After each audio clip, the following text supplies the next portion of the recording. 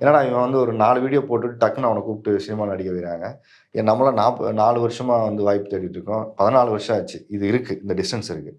இப்ப இவங்க என்ன தெரிஞ்சுக்கணும்னா, 10 வருஷம் நான் வாய்ப்பு தேடுறேன் அப்படிங்கிறது முக்கியம் இல்ல. அப்டேட்டடா இருக்குமா? ம். நம்மள எப்படி நம்ம பிராண்ட் பண்ணிக்கணும்? நம்மள எப்படி நம்மள செல் பண்ணிக்கணும்? ஓகே. அவனுக்கு தெரியுது, நமக்கு தெரியல. தெரியல. ஆ. இதுதான் நான் சொன்னேன். ஹார்ட் ஒர்க் பண்றாங்க இவங்க. இவன் ஸ்மார்ட் ஒர்க் பண்றான். இப்ப ஹார்ட் ஒர்க்கையும், ஸ்மார்ட் ஒர்க்கையும் மிக்ஸ் பண்ணிக்கணும். ஓகே. இப்ப ஹார்ட் ஒர்க் மட்டும் இருந்தாலும் வேலைக்கு இல்ல. ஓவரா ஸ்மார்ட் ஒர்க் மட்டும் இருந்தாலும் பிரச்சனை இல்ல. ஏன்னா ஸ்மார்ட் ஒர்க்ன்னு பண்ணும்போது இங்க எல்லாருமே ஒரு மினி வீடியோஸ் போடுறோம்ல. ஆமா. மினி பாட் வீடியோஸ் வந்துருச்சு. மினி ஸ்டோரீஸ் வந்துருச்சுல்ல. அந்த மாரி மினி உழைப்ப போட்டுட்டு நான் பெரிய ஆள் ஆகணும்னு நெனைக்க முடியாது.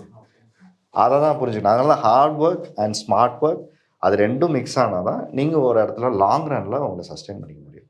ஸோ அதனால யார் வேணா இங்க செலிபிரிட்டி ஆகலாம். அது சோசியல் மீடியா பண்றவங்களா இருக்கலாம். நார்மலா ஒரு ஃபேமிலிலேருந்து வரவரா இருக்கலாம். ஒரு ஃபார்மரா இருக்கலாம். அதுக்கெல்லாம் இதே கிடையாது. Anybody can become a celebrity. அந்த செலிபிரிட்டிங்கிற டேக்கே நம்ம ஏன் ஒருத்தர செலிப்ரேட் பண்ணோம்னா, ஒரு திறமைய கொண்டாடணும்னு ஒண்ணு இருக்குல்ல. ம். திறமைய கொண்டாடுறது தான் நம்ம ஒருத்தர் செலிபிரிட்டியா அவங்கள பார்த்து நம்ம அப்ரிஷியேட் பண்றோம். இல்லைங்களா? ம். அப்ப அதுல என்ன வஞ்சகம்? அதுல வந்து ஓர வஞ்சனம் என்ன? ஓகே. எனக்கு கிடைச்ச வாய்ப்பு எல்லாருக்கும் கிடைக்கணும்ல. நான் பழனியிலேருந்து எங்கேயோ ஒரு மூலையில இருந்தா நான் வந்து உட்கார்றேன். இப்ப நான் ஒரு இன்டர்வியூ குடுக்குறேன். 15 வருஷம் ஆச்சு. இல்லைங்களா? 20 படம் நடிக்கிறேன். அடுத்து பண்றேன். அப்ப ஆரி அர்ஜுனன்னா யாருக்காவது தெரியுமா? ம். என் பேர் தெரியணும்னு தானே அங்க வந்தேன்.